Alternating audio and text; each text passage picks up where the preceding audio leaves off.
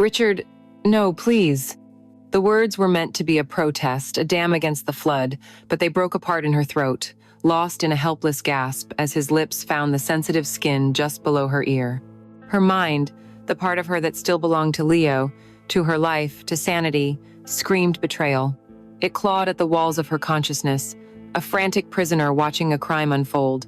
But her body, this traitorous vessel of skin and bone, had long since stopped listening. It was an aching, desperate thing, arching into his touch, her fingers digging into the unfamiliar muscles of his back, holding on as if he were the only solid thing in a world that was dissolving into chaos. The sheets beneath them were cheap and scratchy. The air in the small hotel room was thick with the scent of stale cigarettes and her own expensive perfume, a sickening combination of the sordid and the sophisticated. A sliver of neon light from the sign outside sliced across the tangled limbs on the bed, illuminating a scene of profound and terrible surrender.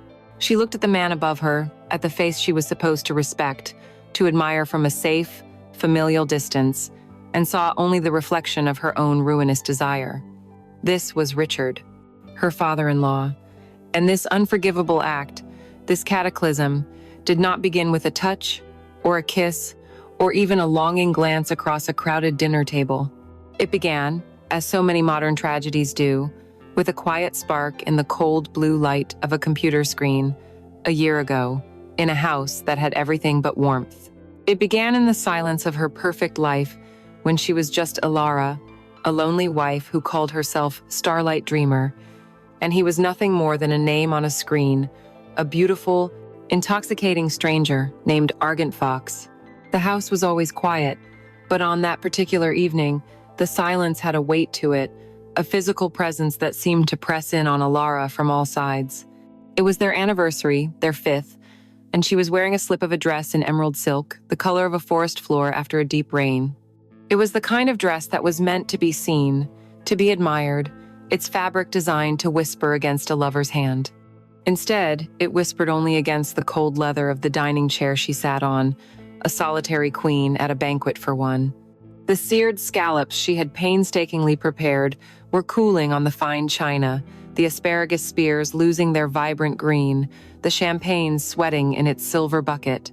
Everything was perfect, a magazine spread of domestic bliss, except for the echoing void where a second person should have been.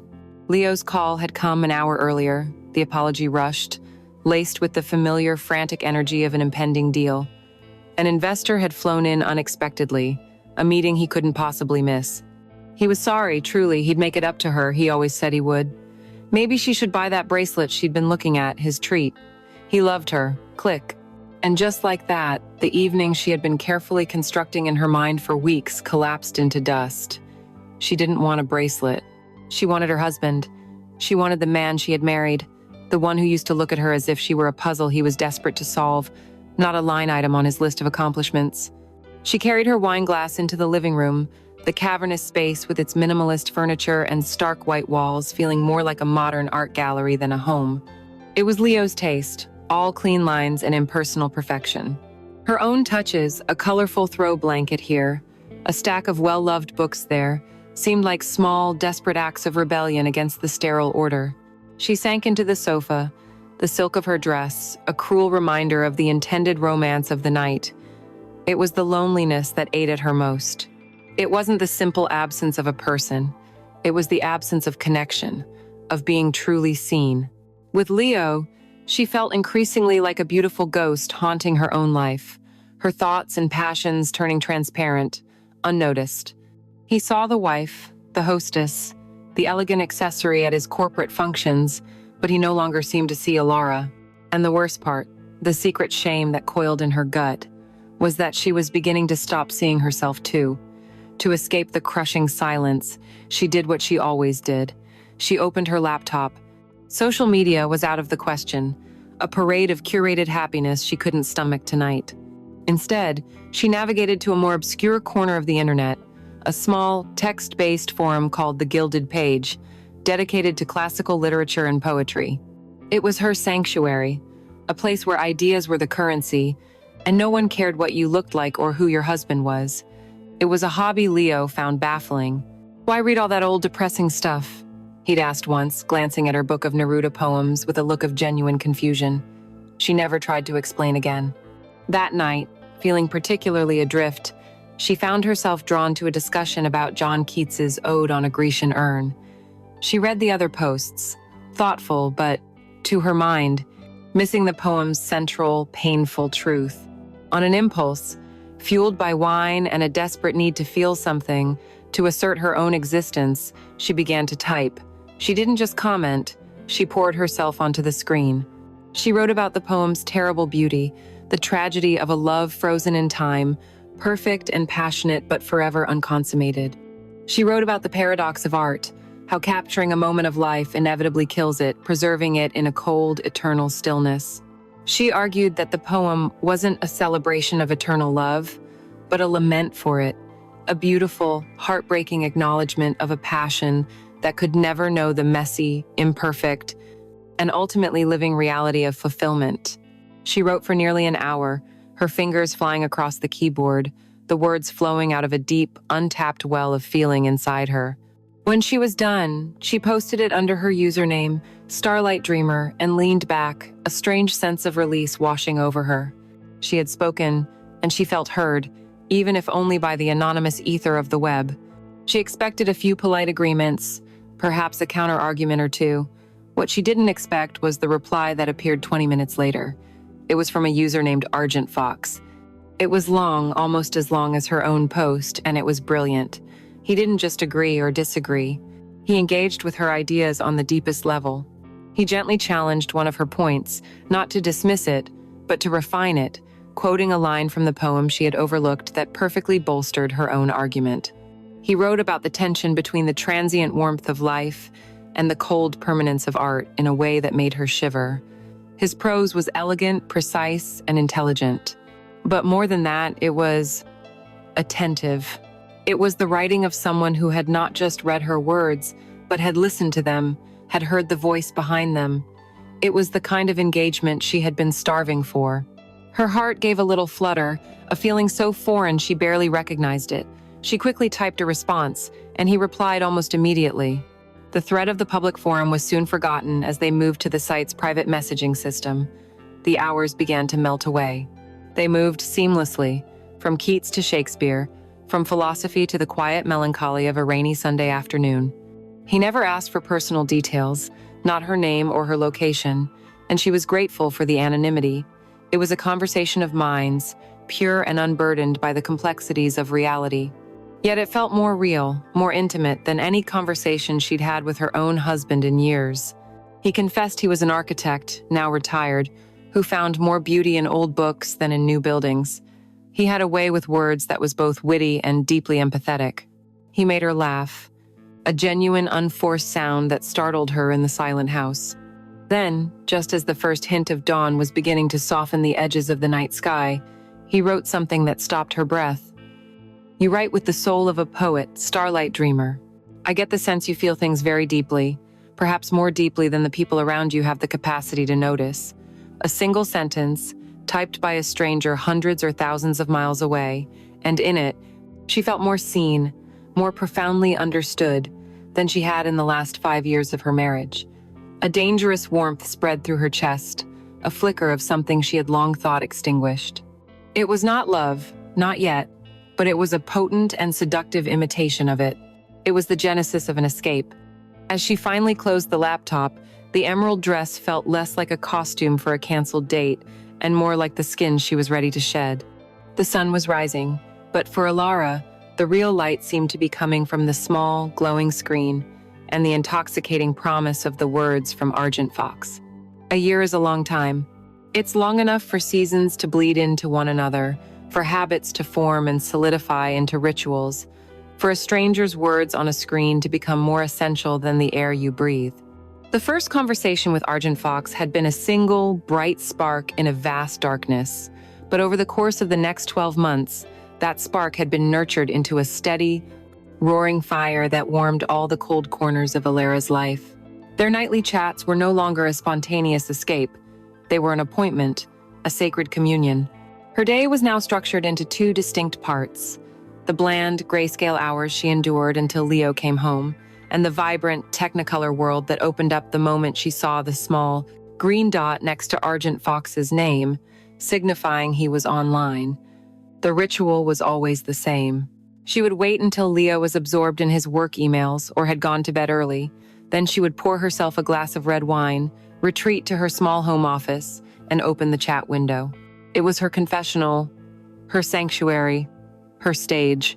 Their bond had deepened far beyond the realm of literature. They had built a cathedral of shared secrets, its foundations laid with a trust she didn't even have with her own husband. She told him about her failed attempt at being a painter before she settled on the safer career of graphic design, a dream she'd never even mentioned to Leo. Argent Fox, in turn, didn't just listen. He asked to see photos of her old canvases, praising her use of color and light with an architect's eye for form and a poet's sensitivity. He made her feel like that younger, braver version of herself still existed. He spoke of his late wife, not with the heavy cloak of grief, but with a tender, wistful clarity, sharing small, intimate anecdotes, the way she hummed off-key when she gardened, her absurd love for pineapple on pizza. These were not the grand, tragic stories one tells the world. They were the small, precious memories one keeps locked away, and he was giving her the key. He was giving her the parts of his past that his own son, Leo, likely never knew, creating a pocket of intimacy that was exclusively theirs. He became the sole keeper of her anxieties, and she of his nostalgia. Slowly, almost imperceptibly, the nature of their conversations began to shift. The intellectual admiration began to be tinged with a more personal, more dangerous curiosity. It started with compliments that hovered on the edge of flirtation. "A mind as vibrant as yours must have a captivating smile to match," he wrote one night, and she felt a blush creep up her neck, her fingers hesitating over the keyboard. She found herself steering conversations in a way that would elicit these responses, a subtle fishing for the validation she craved.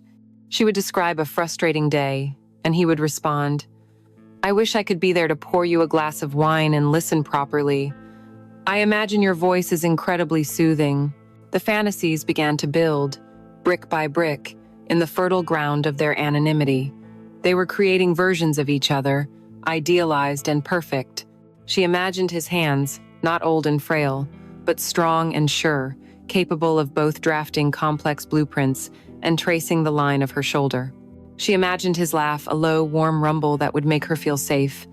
He, in turn, would ask questions that painted a picture of her for him. "What are you wearing right now, Starlight Dreamer? I always picture you in soft colors like lavender or morning mist." And Alara, sitting in her simple pajamas, would lie, typing, a silk robe, the color of champagne, playing her part in the intoxicating drama they were co-authoring. He was no longer just a name on a screen. He was an idea, an obsession that had begun to seep into every corner of her real life. Argent Fox became an invisible companion. When she was driving, she'd put on a classical station, wondering if he was listening to the same piece. When she was walking through a museum on her lunch break, she would find herself composing messages to him in her head, describing the art, imagining his witty and insightful replies. The line between her reality and their shared fantasy started to blur. Leo's presence was a physical fact, a warm body in her bed who felt miles away. Argent Fox's presence was an electrical current, an invisible force that made her skin tingle and her heart race, even though he was nowhere to be seen. Her own reflection in the mirror started to change. She began to see herself through his imagined eyes. The compliments from a man she'd never met had more power than the distracted pecks on the cheek from the man she had married. She started taking care of herself with a newfound dedication. She spent more time on her hair, letting it fall in the soft waves he'd once said he imagined she had. She started wearing a delicate, floral perfume every day, even when she wasn't leaving the house, because he'd told her he imagined she smelled of a hidden garden. The most significant change was the one no one could see. She found herself lingering in the lingerie section of department stores, her fingers tracing the edges of fine lace and smooth silk. She bought pieces that were exquisitely beautiful, delicate and daring things in shades of deep crimson and midnight blue. She would wear them under her normal clothes, a secret layer of armor and allure. It was a thrill, a private act of defiance. This body, which had begun to feel like neglected property, was hers again. It was being desired, celebrated, even from a distance. The lace against her skin was a constant, humming reminder of her secret life, a promise to a phantom lover. The castle they had built in the clouds over the past year was magnificent, a breathtaking structure of words and wit and shared vulnerability.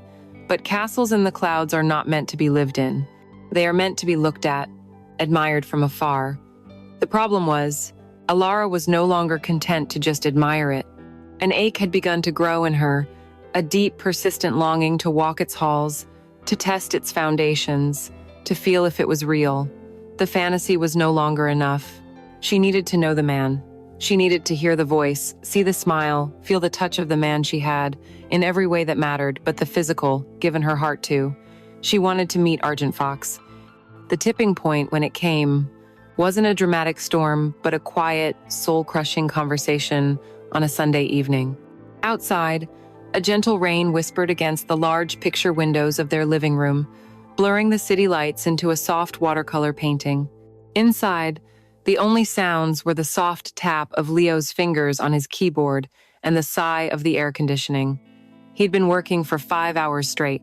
Alara had been watching him, a book lying forgotten in her lap, feeling the distance between their two sofas like a vast and uncrossable canyon. She gathered her courage, the words feeling clumsy and heavy in her mouth before she even spoke them. "Leo," she began, her voice small in the large room. He didn't look up, just gave a little grunt to show he was listening. "Do you ever feel distant from me?" She watched his shoulders tense slightly. This was territory he hated, the messy, unquantifiable landscape of feelings. "What do you mean, distant?" he asked, his eyes still fixed on the glowing screen. "We live in the same house." She took a breath, trying again. "I know that, but sometimes it feels like you're not really here. It feels like I'm living with the ghost of the man I married. I miss us." This time, he did look up, and the expression on his face wasn't anger, but a weary sort of confusion, as if she'd just started speaking to him in a foreign language. He closed the laptop with a sigh of martyrdom. "Alara, I'm building a life for us. This house, the vacations, the fact that you don't have to worry about a single bill, that doesn't just happen, it takes work. A lot of it. I'm doing this for us." His words were meant to be reassuring, she knew, but they landed like stones, each one a testament to how completely he misunderstood. She wasn't questioning his work ethic, she was questioning their connection. "I know you work hard, Leo. I appreciate it, I do. But I don't want things. I want my husband. I'd trade this whole house for one evening where you actually looked at me, really saw me." He stood up and walked over to the wet bar, pouring himself a whiskey. He swirled the amber liquid, the ice cubes clinking against the crystal glass. "You're being overly emotional," he said, his back still to her. "Things are fine. We have a great life. If you're bored, maybe you should go shopping tomorrow. Buy that bag you wanted from Celine, my treat." And that was it, the final, crushing blow. He had taken her desperate plea for intimacy and translated it into a transaction, offering a luxury handbag as a balm for her lonely soul. A profound, bottomless sadness washed over her, and in that moment, something inside her quietly broke. She didn't argue, she just nodded, a silent surrender. The conversation was over. The hope she'd been nurturing, that tiny, foolish seedling of a hope that they could find their way back to each other, withered and died on the vine. She retreated to her office, the cold silence of the house pressing in on her again. She felt utterly, completely alone. She sank into her chair, tears she refused to shed burning behind her eyes. And then, her phone buzzed on the desk beside her, a soft, vibrating lifeline in the suffocating quiet. It was a message from him. From Argent Fox. She opened it, her hands trembling slightly. His words glowed on the screen, a stark, blinding contrast to the conversation she'd just had. "Hello, my starlight dreamer," the message began. "Forgive the intrusion on your evening, but I was just reading a passage from Proust about the nature of memory, and it made me think of you. And it led me to a simple question. What color are your eyes? It's a strange thing, to feel I know the intricacies of your soul, but not the simple color of your eyes." She stared at the words, her heart hammering against her ribs. It was such a simple, personal question, yet it felt more intimate than any touch. Leo lived with her, slept next to her, and had probably forgotten the color of her eyes, taking them for granted like the color of the sky. This stranger, this man of words and ideas, was actively wondering about them, trying to paint a more complete picture of her in his mind. Before she could even reply, another message appeared. I have a strange feeling you're sad tonight. Am I wrong? I wish I could turn the words on this screen into a warm blanket and wrap it around you. It was like he had a direct line into her heart, bypassing all the walls and defenses she put up for the rest of the world. He saw her. In that moment, the fantasy of Argent Fox felt more real, more substantial and caring than the flesh and blood husband in the next room. The risk of meeting him, a fear that had always simmered in the back of her mind, what if he was old, or strange, or married? What if it shattered the perfect illusion? Suddenly seemed insignificant compared to the crushing certainty of her own loneliness. The illusion was already killing her. Maybe the reality would save her. The desire to bridge the gap between the screen and the world, to see if the man behind the words was as wonderful as the words themselves, became a physical ache, an unbearable, driving need. She typed before she could second-guess herself, her fingers moving with a will of their own. They're hazel, she wrote. Green in the sun, brown in the shade. She paused, her thumb hovering over the keyboard, her entire future seeming to balance on the edge of her next sentence. Then, she typed it. Argent Fox, I think we should meet. The reply came back almost instantly, a single word that made her breath catch. When? The hours that followed were a blur of nervous, exhilarating planning. He was cautious, suggesting a public place, somewhere they could talk comfortably. He was as anxious and excited as she was. They settled on a quiet, upscale cocktail bar downtown called the Velvet Hour, a place with dark wood, low lighting, and intimate booths, the perfect backdrop for a secret to unfold. They chose a date. Tuesday, a week away, an eternity and no time at all. As she finally turned off her phone, the screen went dark, but the words of their plan remained, seared into her mind. The Velvet Hour. Tuesday at 7 p.m. A simple appointment, yet it felt like a date with destiny, or perhaps with disaster. She didn't know which, and for the first time in a very long time, she found that she didn't care. Anything, she thought, was better than the silence.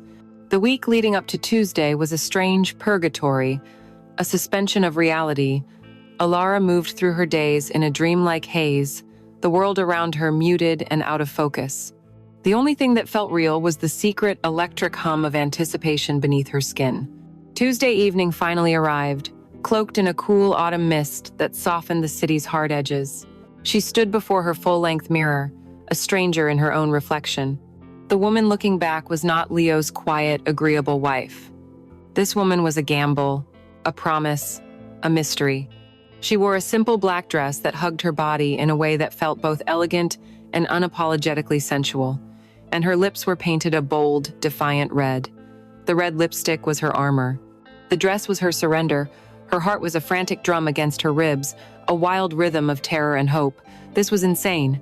She was about to meet a man she had fallen in love with through a screen, a man who could be anyone, anything.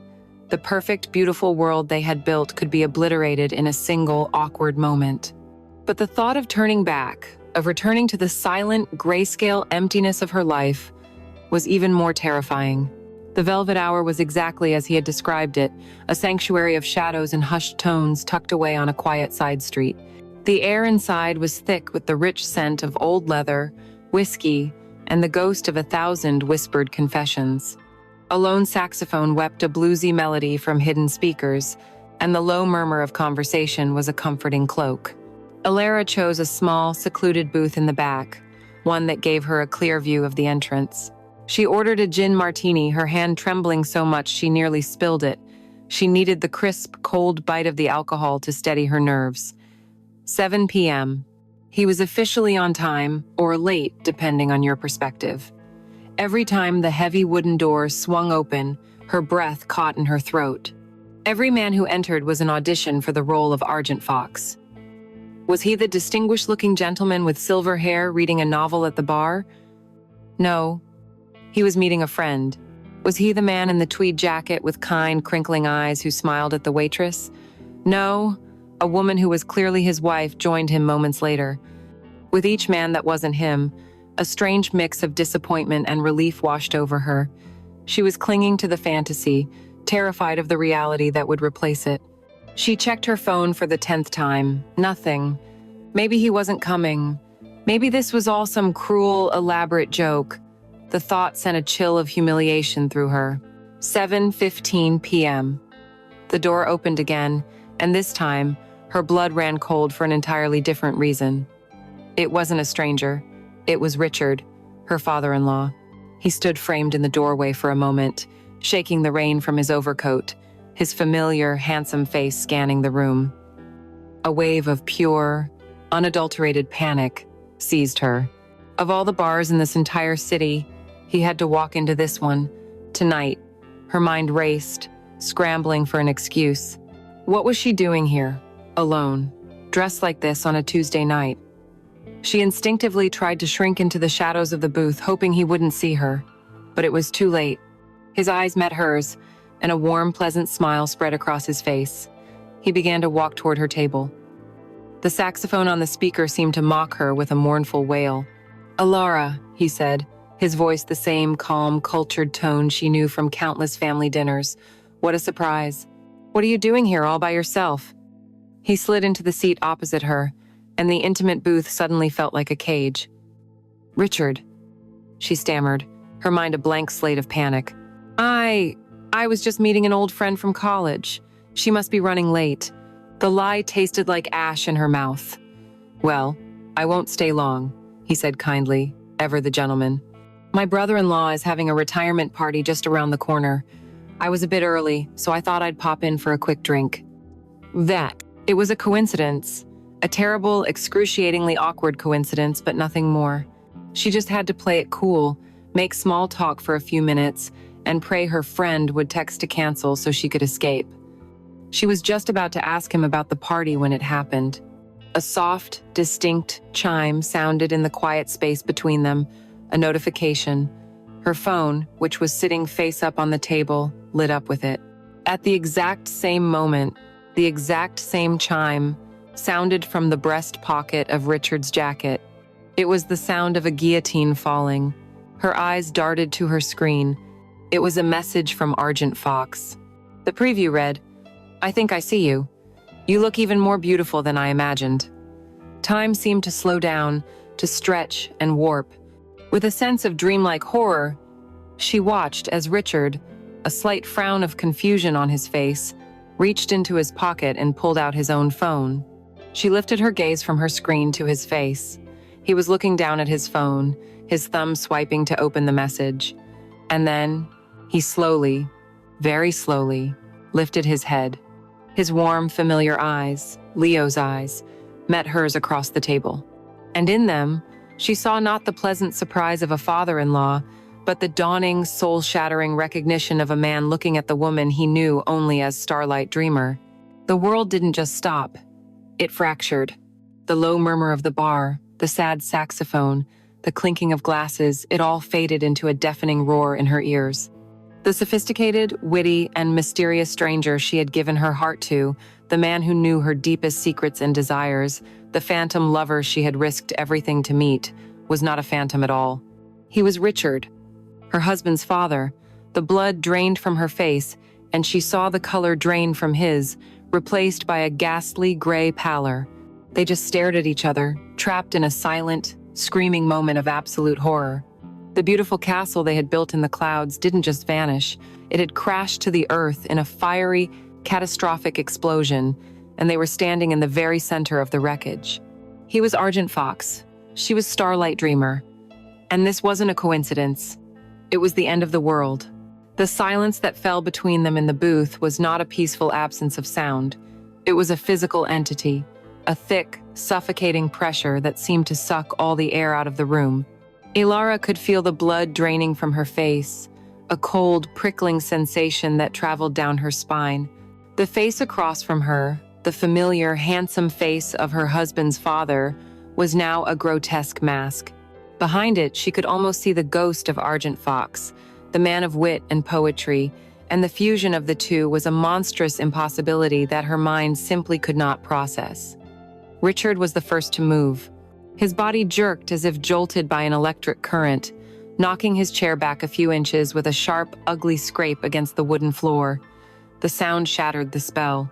I have to go," he stammered, his voice a hoarse, unrecognizable whisper. He fumbled in his wallet, throwing a handful of bills onto the table without looking at them, his eyes darting everywhere but at her. He stood, turned, and walked stiffly toward the exit, a man fleeing the scene of a crime. He didn't look back. Alara remained frozen for another minute, maybe two, her martini glass clutched in her hand, her knuckles white. Then, a wave of nausea so powerful it nearly choked her rose in her throat. She stumbled out of the booth and fled, pushing past the bar's heavy door and into the cool, damp night air. She gasped for breath, leaning against the cold brick of the building, the city's indifferent sounds washing over her. The fantasy was dead. But in its place was a reality so horrific, so twisted, that it felt like a nightmare from which she would never wake. The weeks that followed were an exercise in denial. They existed in a state of mutual, unspoken agreement to pretend that the Velvet Hour had never happened. The first and most obvious casualty was their digital connection. The chat window, once her portal to a vibrant secret world, was now a digital graveyard. Neither of them logged on. The little green dot of availability next to Argent Fox's name never appeared again. Starlight Dreamer was gone, the silence was absolute. But the silence, Alara soon discovered, was a language all its own. It was a constant screaming reminder of what they knew, of who they had been to each other. The absence of his messages was more powerful than their presence had ever been. Every ping of her phone from another app made her heart leap with a sick mix of hope and dread. Every quiet evening spent without the glow of their chat window felt like a fresh bereavement. In the real world, the avoidance was a clumsy, painful dance. Leo would mention a phone call with his dad, and Alara would have to force a placid smile, her insides twisting into knots. She made excuses to miss 2 consecutive Sunday dinners, pleading a headache one week, a work deadline the next. Leo, wrapped up in his own world, barely noticed. His obliviousness, once a source of frustration, was now her only shield. She was utterly alone with the catastrophic knowledge, a prisoner in a cell of her own making.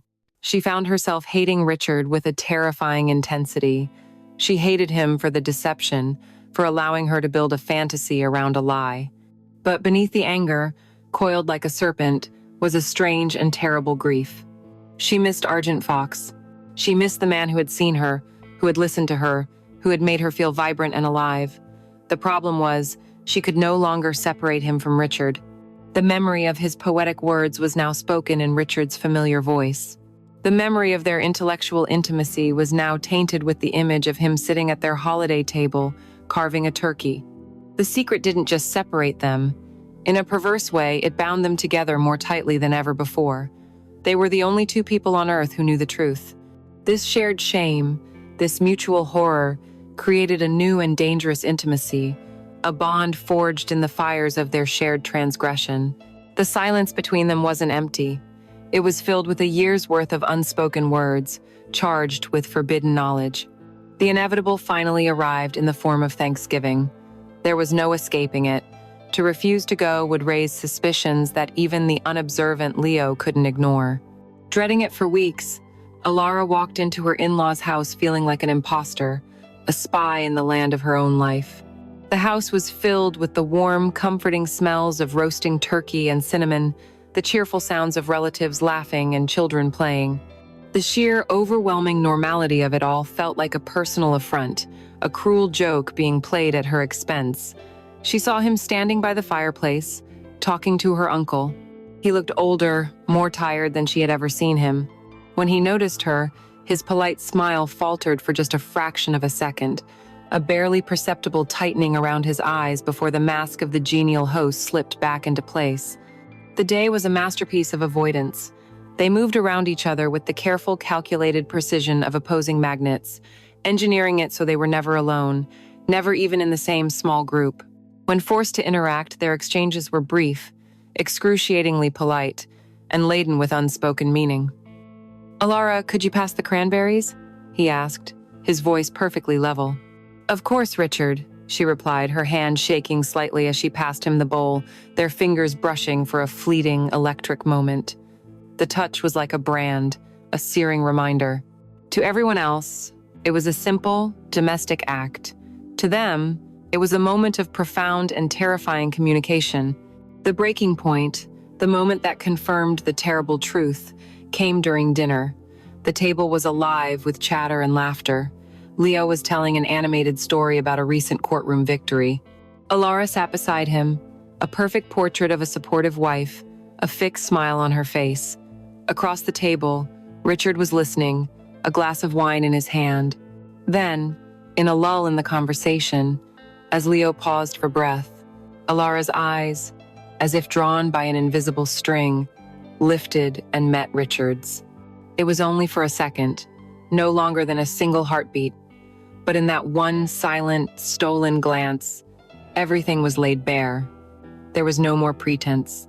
They were not father and daughter-in-law. They were not polite acquaintances. In that look, they acknowledged everything: the bar, the shock, the year of intimate messages, the shared shame. But there was something else in his eyes too, something that terrified her more than the anger or the guilt. It was the ghost of Argent Fox. It was a flicker of the old connection, the deep understanding, now twisted into something dark and forbidden. It was a look of shared ruin, a silent acknowledgement that what they had started online was not over.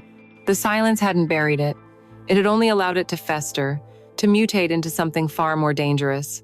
And as she quickly looked away, her heart pounding a frantic, panicked rhythm, she knew with a sickening certainty that this was not the end.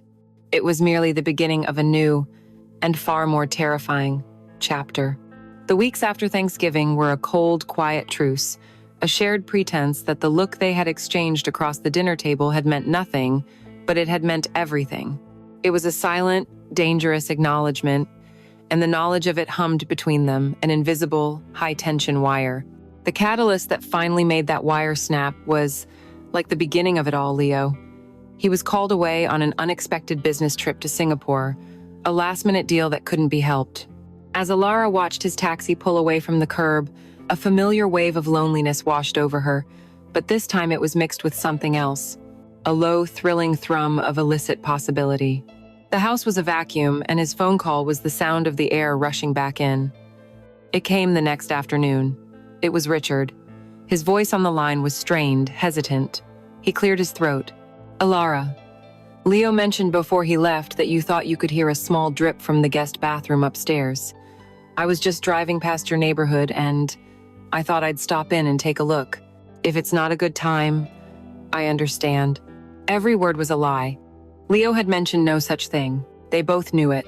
This was a pretext, a fragile, transparent excuse that neither of them believed. This was a question, and her answer would decide everything. The silence stretched between them, thick with unspoken meaning. She could have said no. She could have made her own excuse, told him she was busy, anything to keep the door shut, to keep the fantasy and the reality from ever touching again. But the loneliness of the house was a physical ache, and the memory of that shared glance, that secret, terrible connection, was a pull too strong to resist. No, it's a fine time, she heard herself say, her voice sounding distant, as if it belonged to someone else. I'm here. The moment she hung up, a wave of panic and adrenaline coursed through her. She was wearing simple gray leggings and a soft, thin cashmere sweater. Nothing special, but she was suddenly intensely aware of her own body, of the way the fine knit of the sweater clung to the curve of her breasts and waist. She didn't change. Some part of her wanted him to see her like this, in her natural state, not the curated perfection of a first meeting. When the doorbell rang 20 minutes later, the sound was like a gunshot in the silent house. She opened it, and there he was. He looked tired, older than she remembered from their online fantasies, yet undeniably handsome. He wasn't carrying a toolbox. They dispensed with the lie of the leaky pipe almost immediately. He stepped inside, and she closed the door behind him, the soft click of the latch sounding like a cell door locking. They stood in the foyer, the air crackling with a tension so thick she could taste it. The wedding photos on the mantelpiece in the living room seemed to watch them, a jury of silent accusers. "There is no leak, is there?" she asked, her voice barely a whisper. He shook his head slowly, his eyes, Leo's eyes, fixed on her. "No," he said. There is no leak. They moved into the living room, a silent mutual understanding passing between them. This was a confrontation. Why? She finally asked. The question that had been haunting her for weeks, the one she had screamed into her pillow at night. Of all the people in the world, of all the millions of usernames and anonymous souls online, why was it you? He took a step closer, and her breath hitched. Because, he said, his voice low and raw with a regret that felt achingly real. I think for a year I was seeing the woman my own son has forgotten how to see. I was listening to the voice he no longer hears. I wasn't looking for you, Alara. I was just there, and you were there. And you were magnificent. His words were the key, turning the lock on the last of her resistance. It was the validation she had been starving for, the acknowledgement of her worth that she had been denied for so long. The anger, the fear, the shame, it all melted away in the heat of that one devastating confession. He raised a hand, his fingers trembling slightly, and gently tucked a stray strand of her hair behind her ear. His knuckles brushed against her cheek, and the touch was electric, a shock that jolted through her entire body. She didn't pull away, and that was all the permission he needed. The kiss wasn't a beginning, it was an explosion. It was the violent, frantic collision of a year's worth of fantasy and a month's worth of forbidden tension. It was desperate and hungry and deeply, deeply wrong. It tasted of his grief and her loneliness, a shared poison they both drank willingly. Her mind screamed, "This is Leo's father. This is wrong. Stop this." But her body was a deaf, starved animal, finally being fed. Her arms wrapped around his neck, pulling him closer, her protest dying in her throat as his tongue met hers. He pulled back for a moment, his breath ragged, his forehead pressed against hers. "Alara," he whispered, her name a prayer and a curse.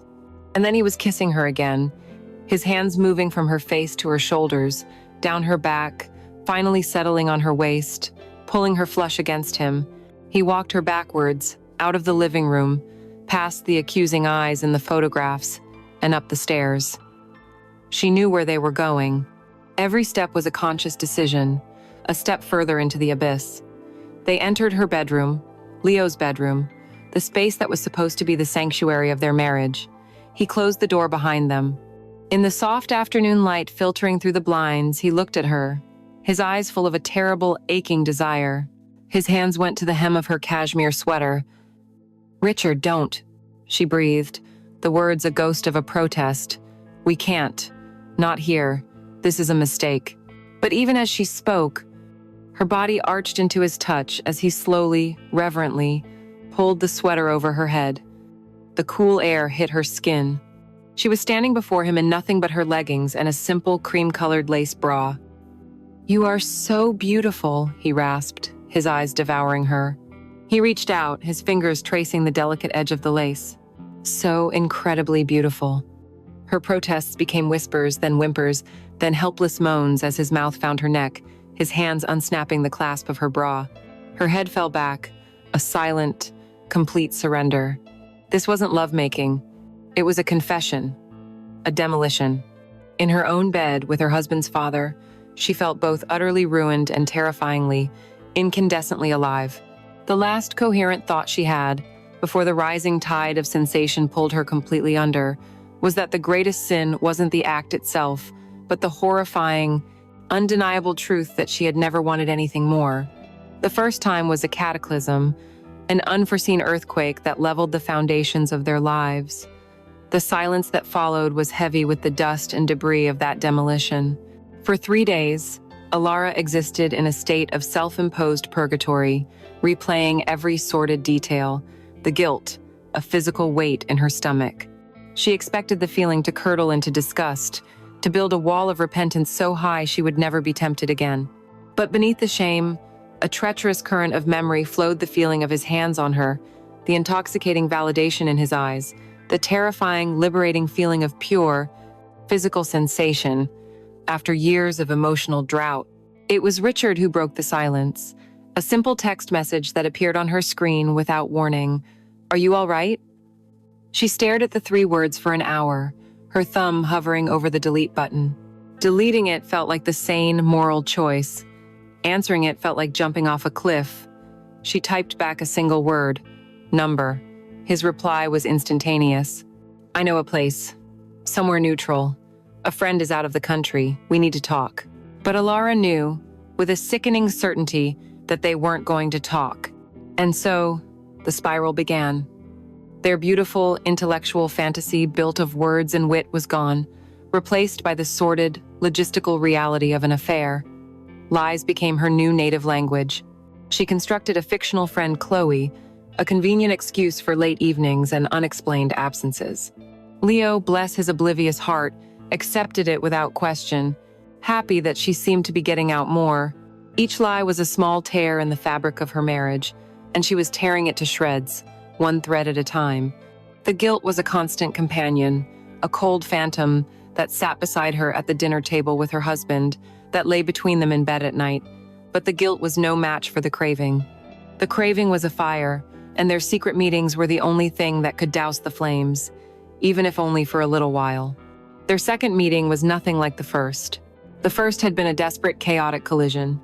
This was a choice. This was a planned, deliberate act of transgression. The apartment his friend had loaned him was in a sleek, anonymous high-rise downtown, a place with no memories and no judgment. When he gave her the address, she felt a shiver of something dark and exciting. She was an actress arriving on a stage set for a play about adultery. That afternoon, she prepared with the meticulousness of a bride. She showered until her skin was flushed and soft and applied the floral perfume he had once imagined she wore. Then she opened a drawer and pulled out the set of lingerie she had bought weeks ago, the one she had imagined for Argent Fox. It was black silk, as dark as their secret, with delicate, intricate lace. It was a costume for a man from a dream, and she was about to wear it for a man who was all too real. As she slipped it on, the cool, smooth fabric against her skin felt like a second skin, the skin of the other woman she was becoming. Looking at her reflection, she barely recognized herself. The woman in the mirror was not a lonely wife. She was a mistress. She was powerful. She was damned. Richard was already there when she arrived. The apartment was clean, modern, and utterly Solon's. Gray walls, leather furniture, glass tables. It was the perfect, sterile environment for their sin. He stood by the large window, looking out at the city lights. He turned as she entered, and the air crackled. The hesitant, guilt-ridden man from her foyer was gone. In his place was a man who knew what he wanted, a man who had waited for her. He didn't speak. He just watched her as she closed the door, her heart, a frantic, heavy thing in her chest. She walked towards him, her coat still on, a final barrier between who she was outside this room and who she was about to become within it. He met her in the center of the room. He raised a hand and cupped her jaw, his thumb stroking her cheek. "I haven't been able to think of anything else," he said, his voice a low growl. "You," he said, the word itself a caress. "Only you." Then he kissed her, and this kiss was not the frantic, desperate crash of the first time. It was slow, deep, and possessive, a kiss of ownership, a seal on their sordid pact. He helped her slip off her coat, and it fell to the floor in a heap. She was left standing in her simple dress. He looked into her eyes, a silent question passing between them. With a steady hand, she reached behind her and slowly, deliberately, unzipped the dress. She let it slide from her shoulders, pooling at her feet around the discarded coat. And there she stood, in the dim light of the apartment, wearing the black silk fantasy they had once only dared to write about. A low groan escaped his lips. It was a sound of pure, unadulterated hunger. "Starlight Dreamer," he whispered, the name a relic from another lifetime, and he fell to his knees before her, his hands reverently tracing the lines of her body, over the silk that covered her stomach, her hips. "It's just as I imagined," he murmured against her skin. This time there were no protests, no ghosts of resistance. There was only a shared, desperate need. Their fantasy had been about words.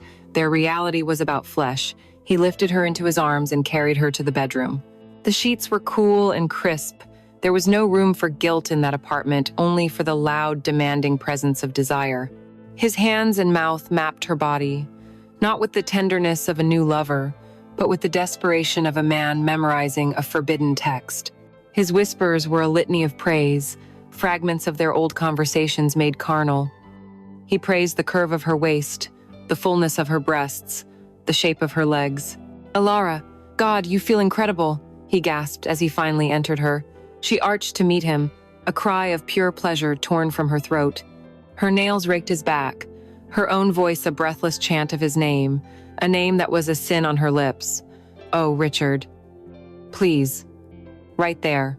This wasn't the tentative exploration of two people getting to know each other. It was the frantic, ravenous coupling of two people who already knew each other's souls and were now discovering the ruinous pleasure of each other's bodies.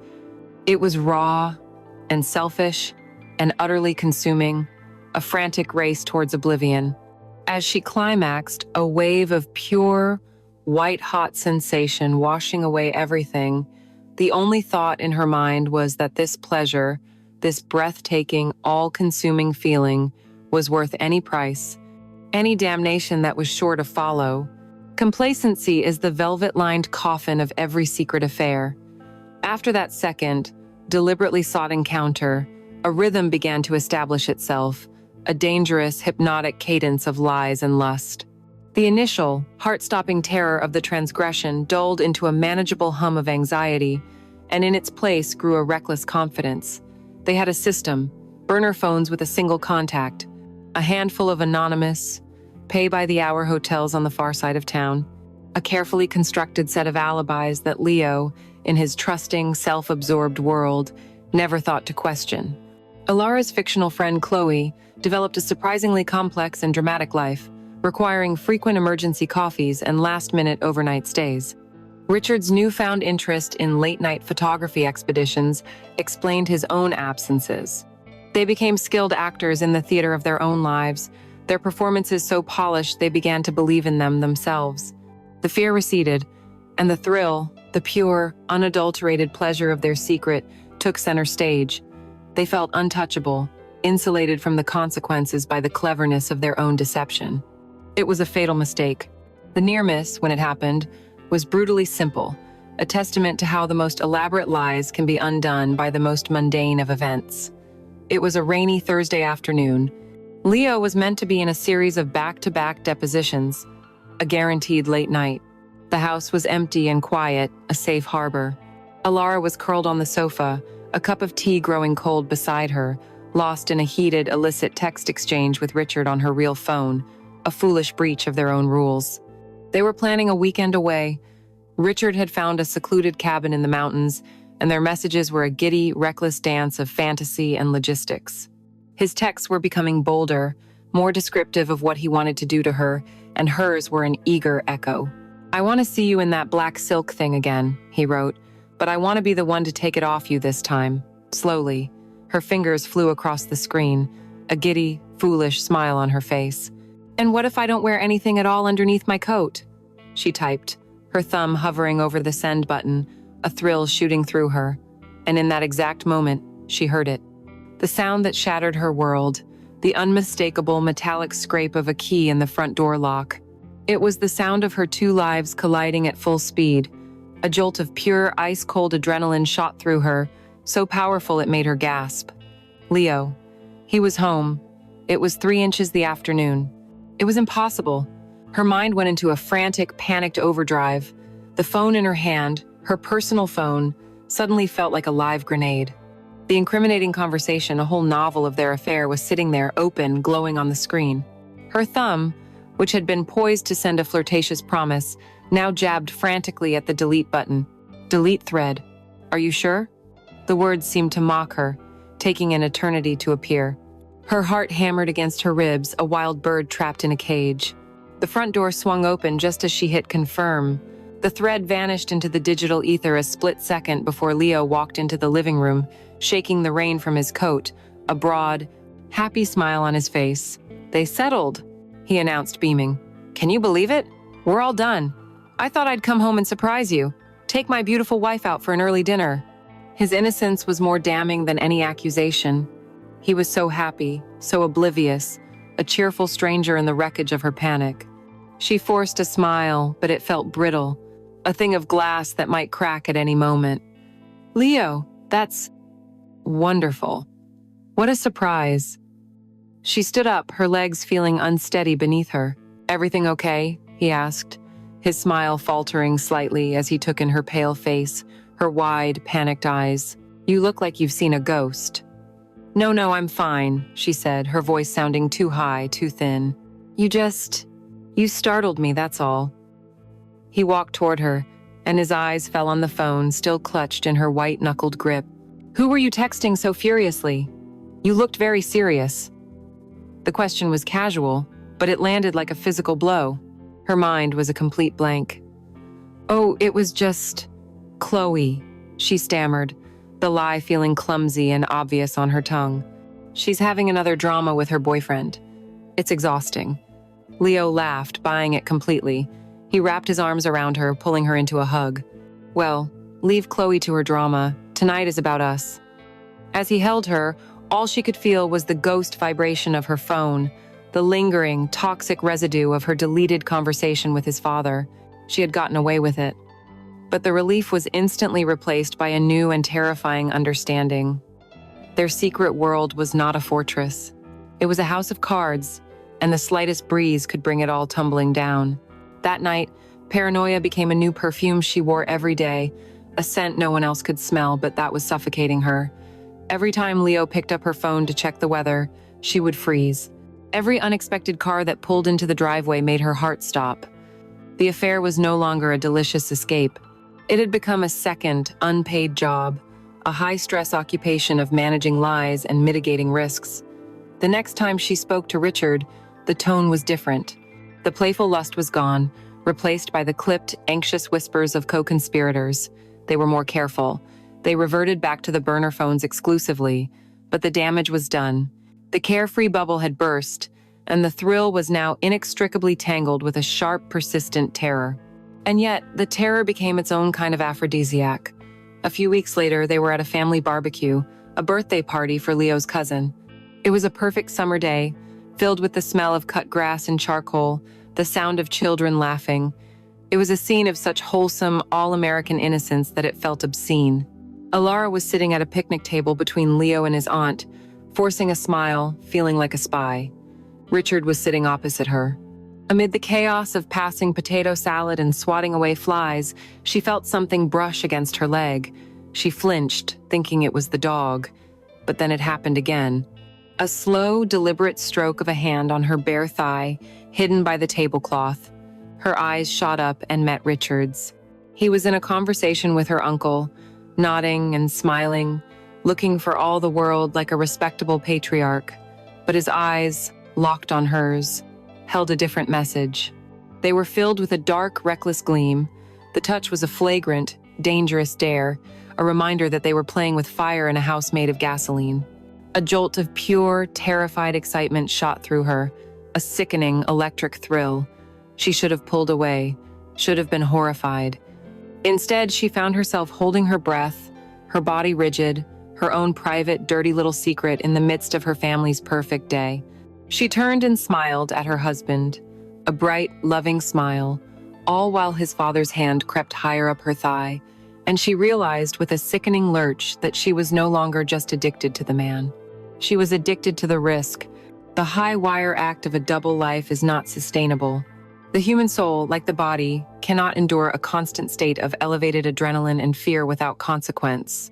After the near miss, the thrill that had once fueled Alara's affair began to curdle, transmuting from a intoxicating elixir into a slow-acting poison that seeped into every aspect of her existence.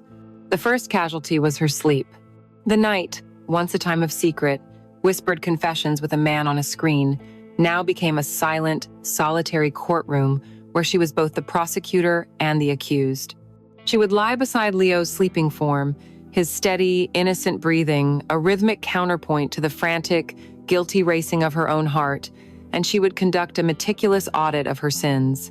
Every lie she had told, every secret rendezvous, every touch from Richard played on a loop in the dark theater of her mind. She would rise before dawn, exhausted, with dark, bruised circles under her eyes that no amount of concealer could hide. Her body began to betray her secrets. Food became tasteless, a chore to be endured, and her weight began to drop.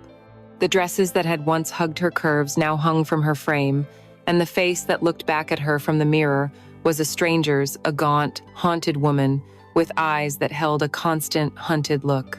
The vibrant, confident woman who had deliberately chosen black silk lingerie seemed like a character from a novel she had read long ago.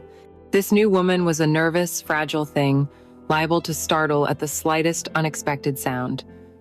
Leo's kindness, once a source of quiet frustration, now became a form of exquisite torture. When he would bring her coffee in the morning or wrap a blanket around her shoulders as she worked, his simple acts of affection felt like hot coals pressed against her skin. Each touch was a reminder of the body she had given to his father. Each "I love you" was a dagger of guilt that twisted in her gut. She began to flinch from his touch, to find excuses to go to bed early, to build a wall of feigned exhaustion and headaches around herself.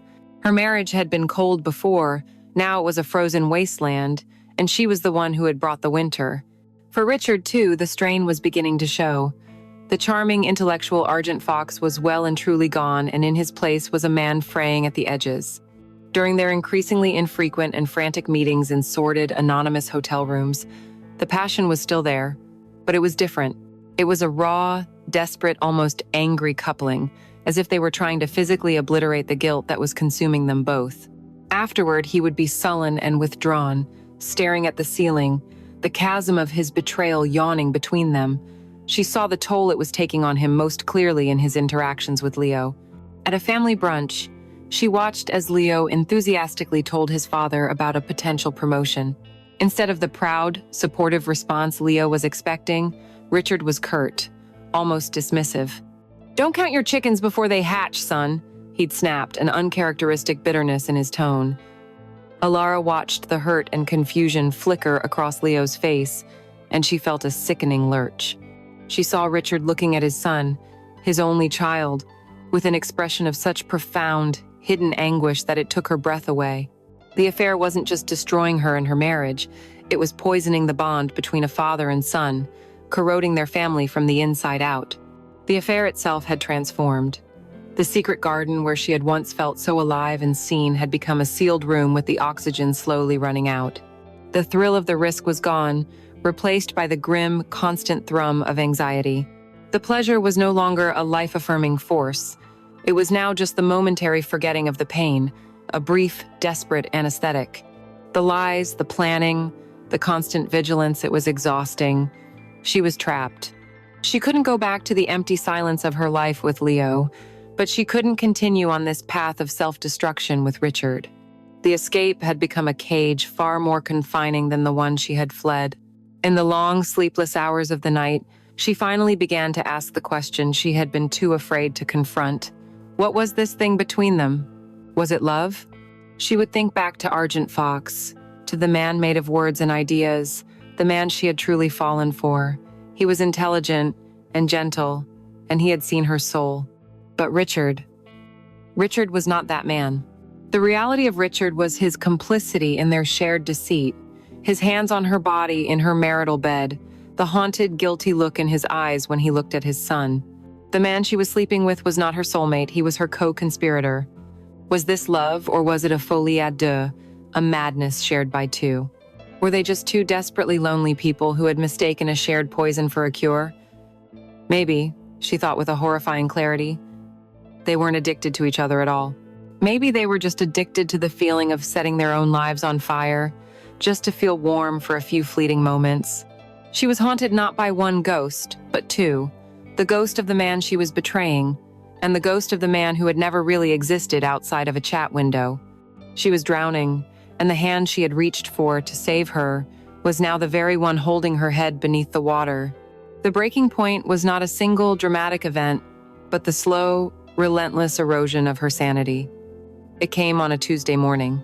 Alara was standing at the kitchen counter, making coffee, watching Leo knot his tie in the reflection of the microwave door. He was humming, talking about a dinner reservation for the coming weekend, and she was struck by a sudden, terrifying wave of dissociation. She felt as if she were hovering near the ceiling, watching a scene from a stranger's life. That woman with the hollow eyes wasn't her. That man, her kind, oblivious, unsuspecting husband, wasn't married to her, but to a fiction, a ghost. The duplicity of her life had finally hollowed her out completely.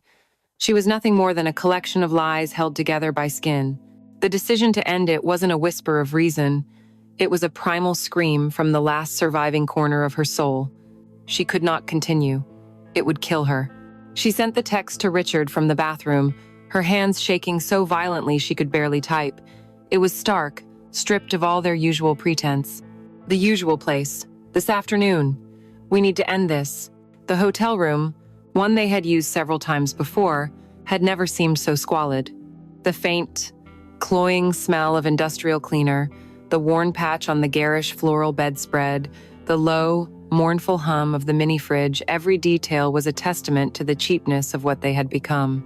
She had come to deliver a eulogy for their affair, to perform a final, clean amputation before the sickness consumed her completely. She had rehearsed the words in her head, a speech about self-preservation, about the damage they were doing, about the impossibility of it all. But when Richard arrived, the words died in her throat. He looked as broken as she felt. The confident, charming man was gone, replaced by someone haunted, his face etched with the same sleepless anxiety that marked her own. He knew why she had called him there. He could see it in her eyes. "Don't," he said, his voice raspy, as he closed the door behind him. "Alara, whatever you're about to say, just don't." She tried. She took a breath, the stale air of the room catching in her lungs, and began to speak the words she had practiced. "Richard, I can't live like this anymore. The lying, the fear, it's eating me alive. It's eating us alive. We have to stop. This has to be the last time." He listened, his jaw tight, his eyes never leaving her face. She thought she saw a flicker of understanding, of relief even, but she was wrong. When she finished, a terrible silence filled the room. Then, he moved. He crossed the space between them in 2 long strides, and his hands came up to grip her arms, his touch not gentle, but bruisingly tight. "Stop?" he said, his voice a low, ragged thing. "You think we can just stop? After everything? After a year of baring our souls? After this?" He pulled her towards him, and his mouth crashed down on hers. It was not a kiss of passion. It was a kiss of raw, undiluted desperation. It was a violent protest, a frantic attempt to silence her words with the brute force of sensation. She fought him at first, her hands pushing against his chest, her mind screaming in protest. This wasn't what she wanted. She wanted a clean end, a rational conclusion. But he held on, his desperation a force of nature, and her resistance began to crumble under the assault. A sob broke in her throat, a sound of grief and surrender, and she found herself kissing him back with the same frantic, punishing energy. She was not kissing him out of love or even lust. She was kissing him out of a shared, hopeless despair. This was the only language they had left. The encounter that followed was not lovemaking. It was a storm. It was the physical manifestation of all their guilt, their rage, their grief, their self-loathing. Their clothes were torn off with a frantic, careless energy. Their bodies moved with the fury of a final, agonizing confession. Every touch was too hard, every kiss too deep, a desperate, mutual act of erasure, as if they could somehow burn the memory of each other out of their very skin. There were no soft whispers, no words of praise. There was only the harsh sound of their breathing, the slick sound of skin on skin, and at one point the silent, hot tears that streamed down Alara's face, mingling with the sweat on his shoulder. It was the opposite of intimacy. It was a brutal farewell, a final, shared act of self-destruction. This was what they had been reduced to. 2 broken people clinging to each other in a storm, mistaking the violence of the tempest for the passion of a living thing. It ended as abruptly as it began. They broke apart, gasping for air, the act having solved nothing, having only left them more raw, more empty than before. The room was suddenly, horribly silent, the only sound the ragged heaving of their lungs. The adrenaline drained away, leaving behind the cold, ugly truth of what they had done, of what they had become. Richard rolled off the bed and sat on its edge, his back to her, his head in his hands. Alara curled into a ball, pulling the cheap, scratchy bedspread around her naked body, a useless shield against the sudden, crushing chill of reality. This was it. This was the bottom. After several long, unbearable minutes of silence, he finally spoke, his voice flat, hollowed out, utterly devoid of the passion from moments before. "You were right," he said, still not looking at her. This hiding, this living in the shadows, it is killing us." He took a deep, shuddering breath. "I can't live in the middle anymore, and neither can you. It's not fair to anyone. Not to you, not to me, not to him." He finally turned his head, and his eyes, when they met hers, were chillingly calm, resolved. "So you have to choose, Alara," he said, his words falling like stones into the dead air of the room. "You can't have both worlds. You can't have the ghost of what you want and the reality of what you have. The lying stops now, one way or another." He stood up and began to dress, his movements mechanical.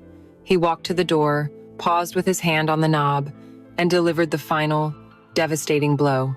"It's him," he said quietly, "or it's me." And then he was gone, leaving the door slightly ajar, a final, symbolic wound. He had taken her desperate bid for freedom and twisted it into the most impossible of choices, leaving her alone in the wreckage, with the full, unbearable weight of their ruin settled squarely on her shoulders.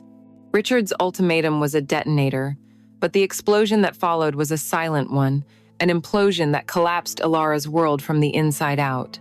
There was no grand choice, no dramatic confrontation where she picked one man over the other.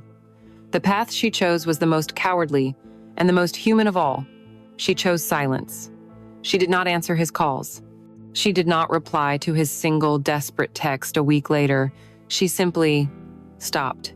She cut him out of her life like a cancer, hoping the disease hadn't already spread too far. She threw herself into her marriage with the frantic energy of a sinner seeking penance. She initiated dinners with Leo, listened intently to his stories about work, and feigned a passion in their bed that felt like a hollow echo of the real ruinous thing. She was attempting to rebuild her life on a foundation of ash and lies, hoping no one would ever notice the ground was unstable beneath their feet. The months that followed were a fragile, brittle peace. Winter arrived, blanketing the city in a clean, white shroud of snow that seemed to promise a fresh start, a lie she desperately wanted to believe. And now, it was Christmas. The whole family was gathered at her and Leo's house, a scene of picture-perfect domestic bliss. A magnificent tree stood glittering in the corner. The scent of pine and roasting turkey filled the warm air, and the sound of Bing Crosby's voice crooned from the speakers. Alara was the perfect hostess, her smile bright and unwavering, her movements graceful as she moved between her guests. But it was all a performance. Beneath the placid surface, a river of ice-cold dread flowed constantly. Richard was there. They had not spoken a private word since that day in the hotel room. Tonight, they were two strangers at a party, orbiting each other with a carefully managed distance, their avoidance so complete it was a tangible presence in the room. The silence between them was a third guest at the table, the most important one of all. After dinner, as everyone gathered in the living room with glasses of champagne, Leo stood by the fireplace, clinking his glass for attention. He was beaming, his face glowing with a genuine, uncomplicated happiness that seemed almost cruel to Alara. "If I could have everyone's attention for just a moment," he began, his arm wrapping proudly around Alara's waist, pulling her close. "This year has been incredible, full of blessings. But as it comes to a close, Alara and I have one more piece of wonderful news we wanted to share with you all, our family." He paused, his eyes finding hers, and in them she saw nothing but pure, trusting love. It was a look that should have been a comfort. Instead, it felt like a judgment. "We're going to have a baby," he announced, his voice thick with emotion. "I'm going to be a father." The room erupted. There were cheers, applause, a flurry of hugs, and tearful congratulations. Leo's mother wept with joy. His aunt began asking about due dates. The celebration was a tidal wave of happiness, and Alara was drowning in the middle of it. She kept the smile fixed on her face, accepted the hugs, murmured her thanks, her body moving on autopilot. But her eyes, as if pulled by a force beyond her control, searched the room and found Richard. He was standing near the Christmas tree, a glass of champagne untouched in his hand. While the rest of the family celebrated, he was utterly still, a statue carved from ice. The twinkling, colorful lights of the tree reflected in his eyes, but they didn't look like festive lights. They looked like shattered glass.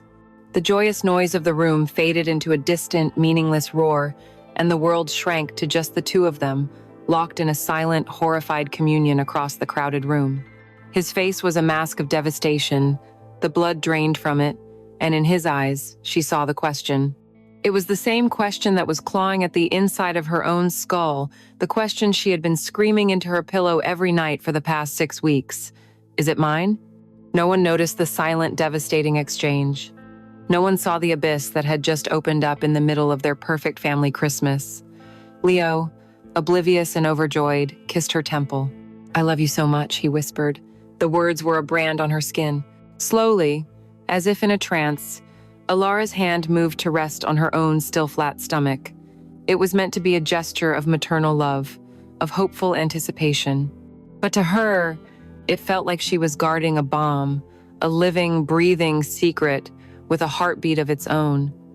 She looked at her husband's radiant, happy face. Then she looked back at his father's shattered one. She had fled a cage of quiet loneliness, desperate for a spark of life, for a moment of incandescent passion, and she had found it.